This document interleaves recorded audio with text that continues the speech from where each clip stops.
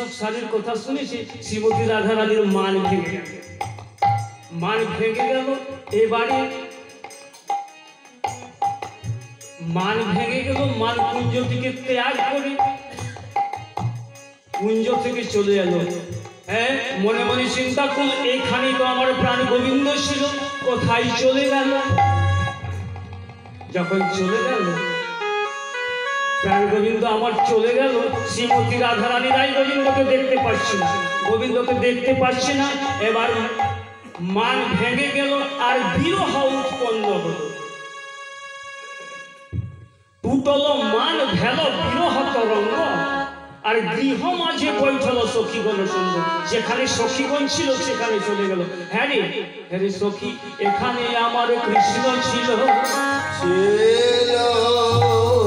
না হয় না জানি আমি কোন দিকে গেল, কোন দিকে গেল। যদি তোরা দেখেছ একবারই আমার কাছে বল, কাছে বল। হ্যাঁ রে সখী, তোমরা দেখেছ নাকি গো? দেখেছ নাকি? তোমরা দেখেছ নাকি গো? তোরা দেখেছ নাকি গো? অনেক পথে আমার কৃষ্ণ গেল, দেখেছ নাকি গো?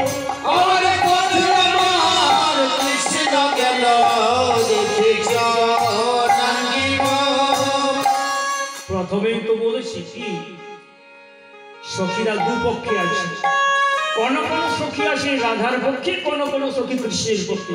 কিন্তু যারা কৃষ্ণের পক্ষে আছে তারা এতক্ষণ বলবার অবকাশ পেয়েছে, সময় না পেলে তো বলতে পারছে না। বলে, হ্যাঁ রে রায়, যখন তোর কৃষ্ণ পায়ের তলায় পড়েছিল, পড়েছে তখন তোর মান ভাঙলো না, ভাঙলো না। পায়ের তলায় বসে বসে কাঁদলো, তখন তোর মান ভাঙলো না। হ্যাঁ রে, যখন প্রাণ গোবিন্দ চলে গেল তোর মান ভাঙলো। হ্যাঁ রে, গোবিন্দ কি কোন গাছের ফল না ক্ষেতের মাটি?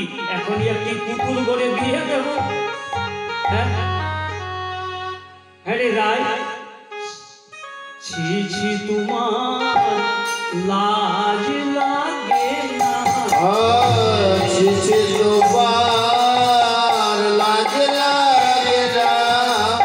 ছি ছি তোমার লাজ লাগে না? ছি ছি তোমার লাজ লাগে না?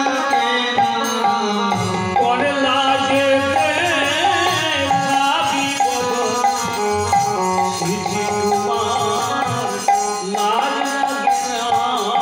কোন লাজে ভাবি বলো, ছি ছি তোমার লাজ লাগে না?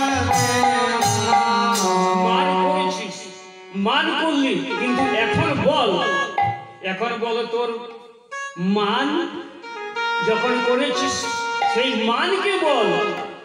তোর কোনোখানে যদি আসে শ্যাম সুন্দরকে এনে দেবে, এখন কাঁদলে কারে বলিস, কে আনবে তোর শ্যাম সুন্দরকে? হ্যাঁ রে, কৃষ্ণকে এখন পর্যন্ত চিনতে পারলি না,